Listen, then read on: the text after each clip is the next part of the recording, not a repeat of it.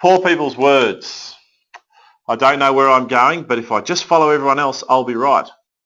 No, you won't. Remember, only 1% of people becomes financially successful. You have to think differently. It's cheaper to do it myself. I'll get their information and then cut them out. I'll screw them down for a better deal. Your home is your most valuable asset. Debt is bad. I want to get top dollar rent.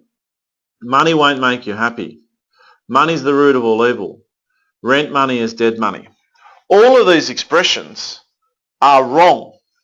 All of these expressions go against creating wealth. Let's talk about each of them in turn. It's cheaper to do it myself. No, it's not.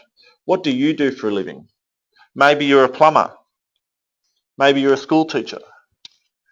Maybe you're a doctor or a nurse. Could I do your job better than you? How efficiently would I do your job? To say to someone that it's cheaper to do their job for them yourself, you're actually just kidding yourself, because a qualified, experienced person is going to come in and do that job very efficiently and very quickly. If you do it yourself, all you're doing is giving yourself a part-time job. You might pay someone $100 an hour to do that job for you, and then you go and do it yourself. Well, what are you doing? It's going to take you 3 times as long to do it to half the quality they can do it. So congratulations, you've saved yourself, you've got yourself a job that pays $33 an hour and does the job at half the quality. Your time's much more valuable than that. You'll get the information, then cut them out. I've seen people do this. They go and get experts to help them, and then they use them and they grab the information and then they cut them out and they never talk to them again. Now, how is that really that smart?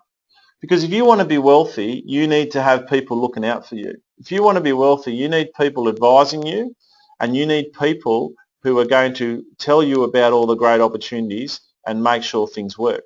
If you're the sort of person who just goes out there screwing people for their stuff and then trying to do it yourself, then those people aren't going to help you. And those people aren't going to continue to share with you what they know. You need to have friends. You need to have a team of people who are loyal to you and really want to see you succeed. I'll screw them down for a better deal. There is a saying in wealth creation, in the top 1%, always pay full price. Always pay full price.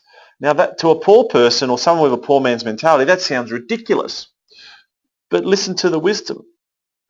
If I was paying you to do something for me, and I screwed you down, and I wanted to pay half of what you normally charge, would you want to work for me again? Would you do your best job for me? Would you look out for me? No, you wouldn't. And if you want to have a team of people looking out for you and you want to be truly successful, you pay full price. Your home is your most valuable asset. We talked about that. No, it's not. Your home will be a liability till the day you die. If you do not buy real assets that produce passive income, you will stay poor, even if you're mortgage free on your home. Debt is bad. We talked about that. Top dollar rent. Many landlords want top dollar rent all the time and end up screwing themselves over.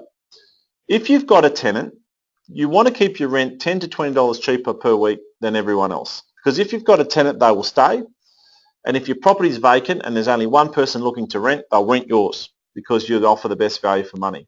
Now, $20 a week lost money is only $1,040 a year. But if your property is renting for $400, $500, $600 a week, how many weeks of vacancy do you need before you've lost $1,000? You see, in the game of wealth creation, you need to understand all these mindsets.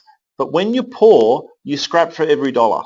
When you're poor, you adopt a mindset of trying to get everything done as cheaply as possible because you need to. But you won't get wealthy if you don't jettison that attitude. Money won't make you happy. It's not true. You know, will going on a holiday make you happy? Will not having to work really hard make you happy? Will being able to pay for your own or your children or some loved one's health care and help them get to, rather than being in the waiting list in the public system, they can get private health care and get it done straight away. Would that make you happy? Would giving money to charity make you happy? Would not having to stress about how you're going to pay the next bill make you happy? Damn straight it will. Stop lying to yourself and stop saying these things to other people, because if you say these things to yourself and you say these things to other people, you're doing them a disservice and you're doing yourself a disservice. You don't have to be mega rich, but you do need to have more money than you need. You need money to put a roof over your head. You need money to put food on the table and pay for the electricity. You need money to pursue your hobbies, and you need money for your retirement. But in addition to all of that, you need a contingency fund. You need a reserve amount of money to deal with those things that you haven't thought are going to happen, like that disease that you thought you would never get, like that fire that burns your house down, like that problem that comes up that you didn't think was going to happen. Okay, money's the root of all evil. No, it's not. I'll tell you what money does. It amplifies what a person is. If you're an evil person and you get money, you'll be a greater evil. But if you're a good person and you get money, you'll be a greater good. You'll do good things with that money. You know, I've started a not-for-profit. I've started a boot camp for kids. I donate money to any cause that any of my friends are trying to raise money for. Okay? Money doesn't make you evil. Money makes you more of what you already are. And then rent money is dead money. Well, have you ever stopped to think about where your interest on your loan, on your mortgage goes? You're not paying that money into your own mortgage. That money's dead too. And sometimes it is in fact cheaper to rent your own home and buy investment properties elsewhere. And in fact, you may be much better off doing that, and many people are, and we talk about that later. Make sure you're not saying any of these expressions. If you still don't agree with some of what I've just said there, then you've still got some work to do. Just remember, you have to think like the minority. You have to think like the 1%.